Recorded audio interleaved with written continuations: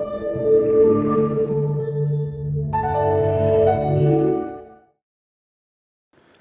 work in a big corporation. I've worked in others before. And I believe that corporate work is very similar to fiction. And understanding fiction, understanding how fiction is created, understanding characters, plots, points of view, can improve our skills. We're often very good at the technical stuff. We have slides, numbers, analysis, but usually we don't have the story. And especially, we don't understand the characters. And understanding how characters behave in given situations is essential to business. Okay, it sounds abstract, so let me tell you a story, a true one. Once I had to represent the telecom company I was working for in front of a commission in the Legislative Assembly in São Paulo, Brazil. They actually invited the CEO of the company, but I was sent instead. The small auditorium was set, wooden floor and benches, broadcasting TV equipment installed. The chairman and others got to the main stage, and I was getting ready to be called on stage when the chairman started expressing outrage on CEO's absence, said a lot of sharp things against mobile companies, and ended the session. I didn't even have time to answer anything, and that was not good. So I went to talk to the chairman to do some damage control. And he, smiling, politely, said to me, "Thank you. Unfortunately, my peers demanded the CEO's presence. I'm sorry, it's nothing personal." All the outrage he had expressed just minutes before had evaporated. That moment became clear to me that while on stage, on camera, he was playing a character. And I could not argue with that character. In fact, as a company, we needed to negotiate in a completely different setting. If I'm drawing parallels between business and fiction, it's because I am an engineer, an MBA, focused on policy and strategy, that one day decided to embark in a creative writing course. Not only I have written a book, but over the years, not published yet, but over the years, literature and fiction helped me sharpen my perceptions, helped me understand other people's motivations, and I believe made me better at my job. The motivation to take the course came while working in telecommunications in Brazil. There, my direct boss was a former governor and minister, and his ability to produce a conducive context for discussions, to put people at ease, to persuade using the language, challenged my engineering mindset. I could not understand how was he doing that? So I decided to explore the other half of my brain and enrolled in the creative writing class. Lasted 2 years. I had to balance the full-time job with family, the schedule of classes, tons of reading and writing. It was hard, but it was really great. And I want to share with you today 3 things from fiction that we can easily apply into business. First thing is about characters. Every writer will tell you that the keystone for any good novel are the characters. Characters can be simple or complex, nice or nasty, deep or shallow, protagonists or sidekicks.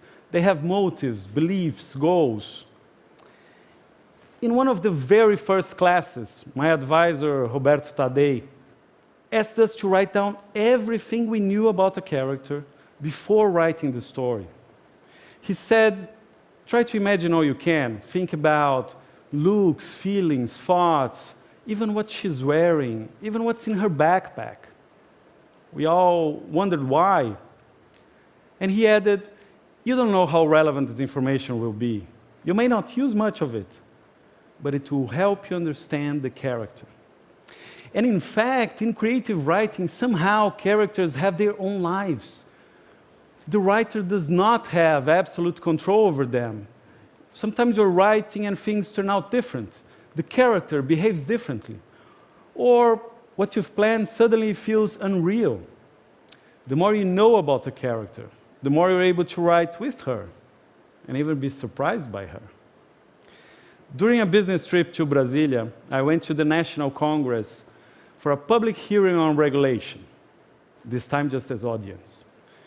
And it was incredibly interesting to see all those characters playing.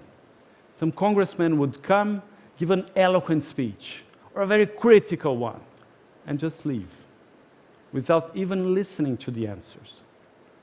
Framing them as characters in a story allowed me to easily identify the ones that wanted to really debate the issue versus the ones that just wanted some television time for their voters.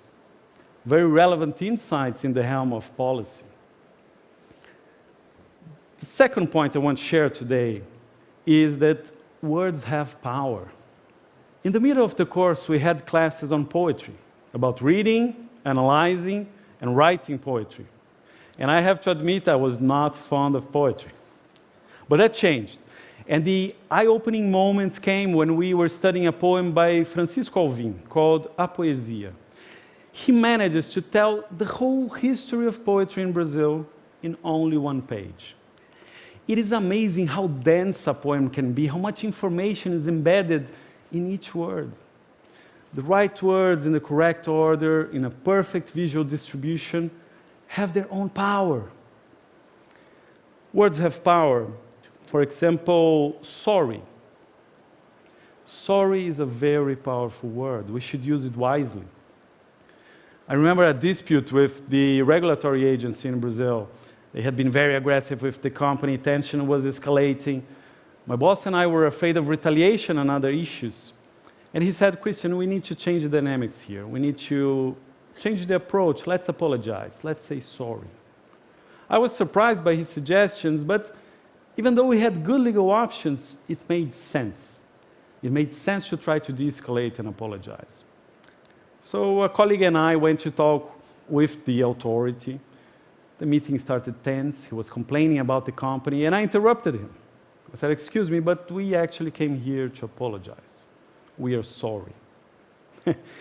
I'll never forget the look at his face. His mouth was slightly open. He has eyes, a bit of shock and surprise.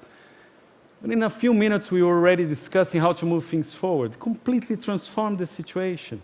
And it all started, or ended, the moment we used one very powerful word. The third point I want to share today, and probably the most interesting one in creative writing, is point of view. Point of view is the perspective in which you narrate a story. And you can narrate a story from many different points of view, from an interior monologue to the eyes of an external witness or an omniscient voice. When you're negotiating business deals, the concept, the idea of point of view is crucial. For many years, I participated in spectrum auctions. With more spectrum, mobile operators can offer more services to more people. But it's limited. So governments sell the right to use chunks of it in auctions. And the bidding process is very tricky. It involves delivering sealed bids to the regulator. And to get to the right amount, you have to do a lot of analysis, business cases, understand the competition, throw in some game theory.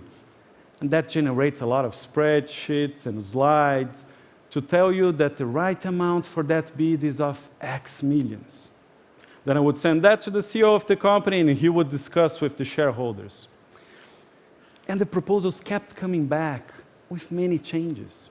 And again, I could not understand how are they making these changes? They don't have all the parameters.